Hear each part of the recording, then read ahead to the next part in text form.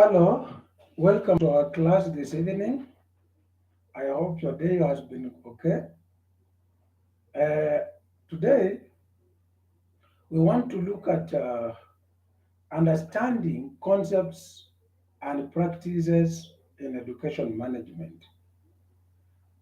We want to look at understanding concepts and practices in education management.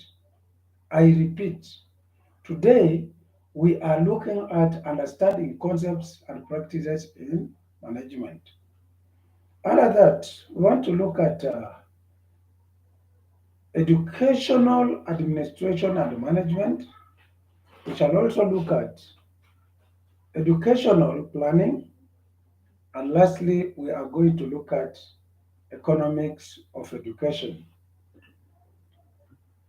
Now, under that, I want to ask you to look at what is education management.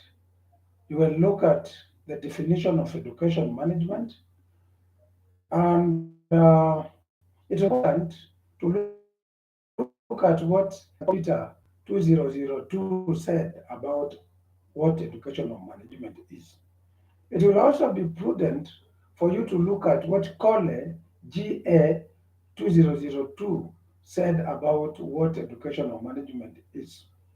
After that, you'll have to compare that with what educational administration is.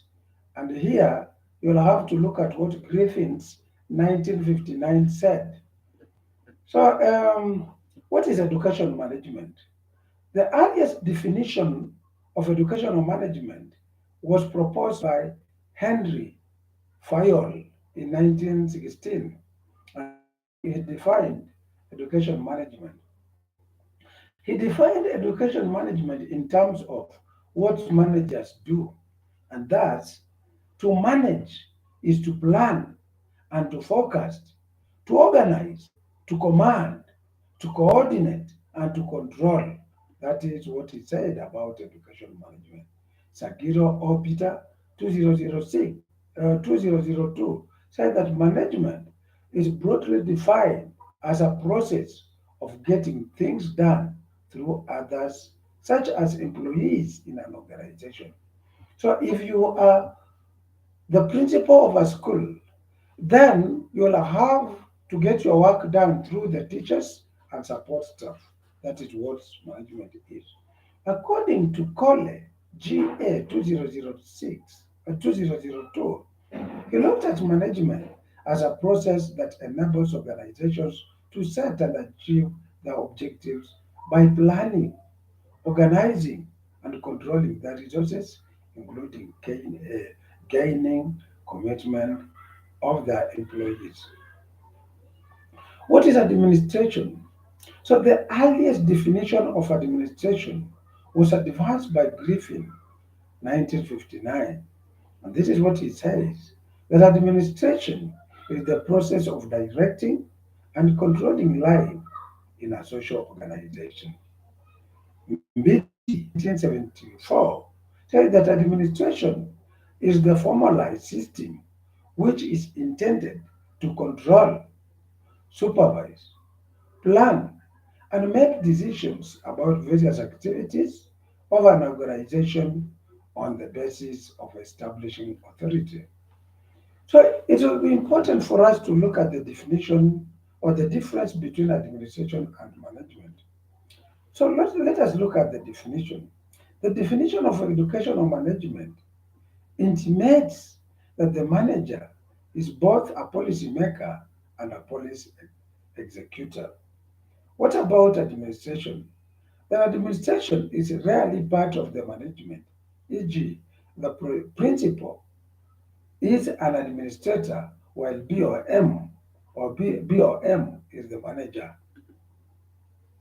Administration is used in professional organization only where those who work there are professionals, while management is reserved for profit making organizations such as private schools, banks, and companies.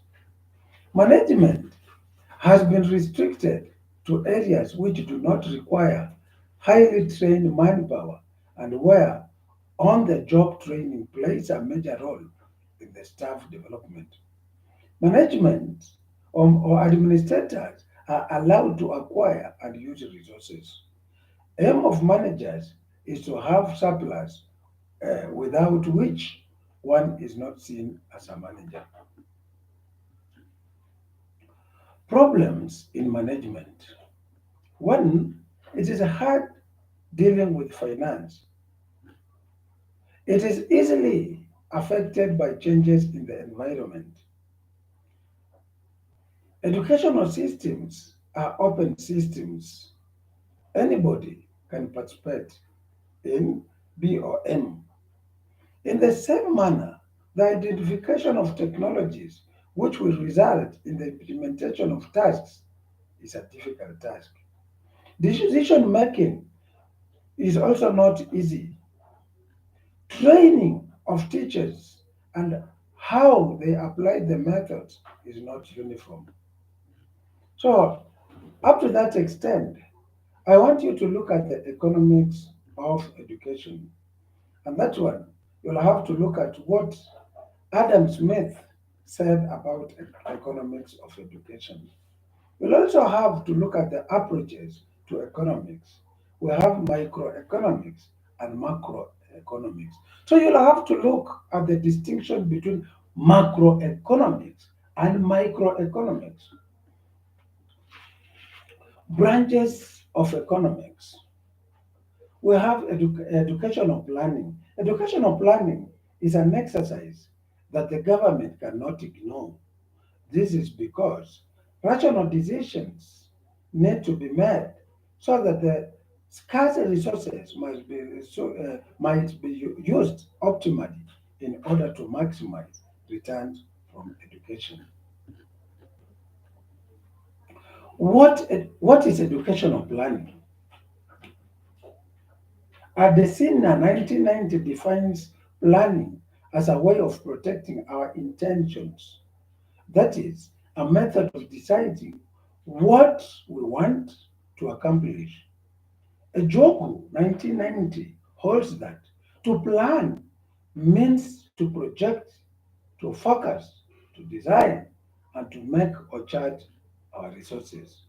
A plan is a detailed scheme, a framework, program, or methods worked out beforehand for the purpose of achieving a set of objectives.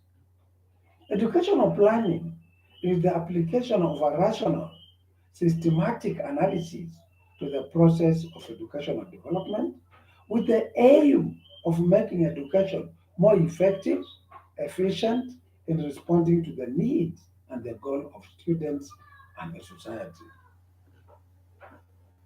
So I want us to define a profession. What is a profession? A profession is a body that provides a special service to the community based on accumulated knowledge, skills, and wisdom. A profession is a calling requiring specialized knowledge and often with a long and intense preparation. A whole body of profession engage in calling. Types of jobs need specialized training or skills. What are characteristics of a profession? Now, the characteristics of profession include professional decision, professional orientation, objective decision, and preference group orientation of professional colleagues. So these ones needs autonomy. So up to that extent, I want you to reflect on this. You are supposed to discuss the following examples of profession and determine whether they meet the minimum criterion to be regarded as profession. So when you look at lawyers, they are specialized and they need specialized training for 5 years. Two, they provide services to their clients. They are also subordinate to their interests. They have professional code of ethics. They respect their colleagues and they are also autonomous. So lawyers are they engage in we can call them as a profession. What about physicians? They also have specialized training for about 5 years. They provide services to their clients. They are subordinate to their interests. They are they have reference group orientation, and lastly, they have autonomy. So it's physicians, we can also call them as profession. What about army? They receive extensive training, but not for 5 years. They are committed to their clients.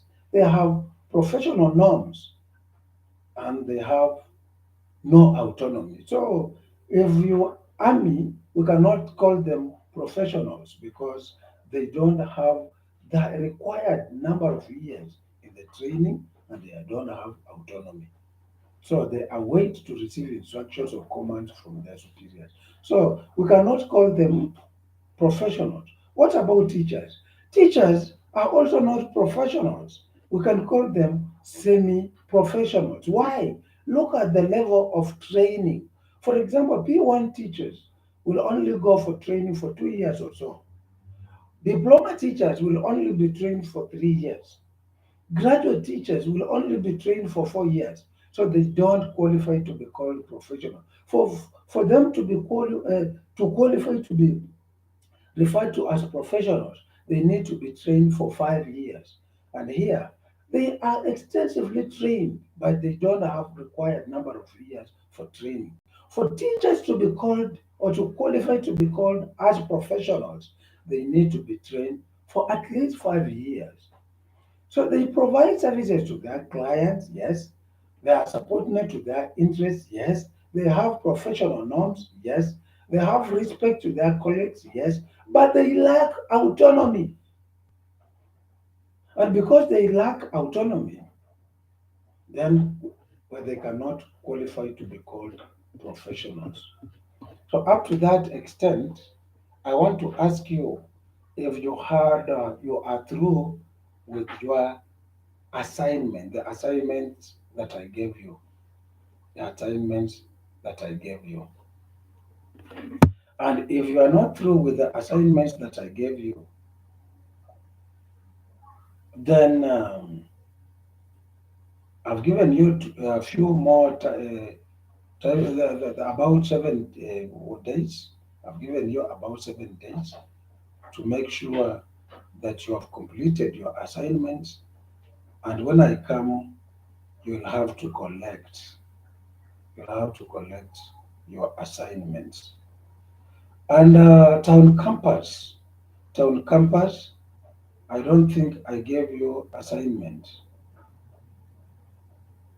I don't think I gave you assignment. That is town campus. I'll have to give you assignment, but later on, I'll have to give you assignment, but later on. But for now, I beg to stop and I ask you to read on this because I gave you a handout. I want you to read in details on this, and this is understanding concepts and practices in education management. That work is week 6 work. So make sure that you read that. And town campus, immediately after this, you'll have to call me.